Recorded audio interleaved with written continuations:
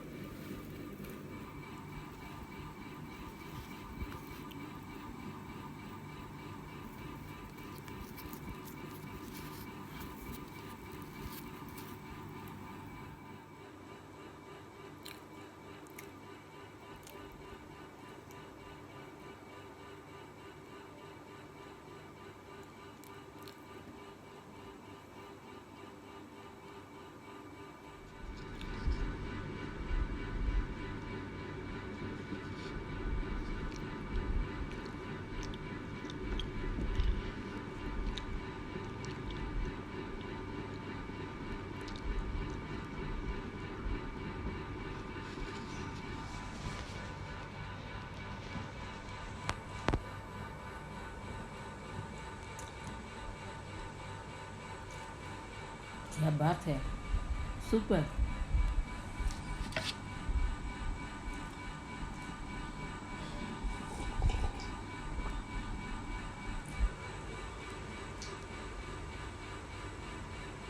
बहुत मज़ेदार, शुक्र अल्हम्दुलिल्लाह।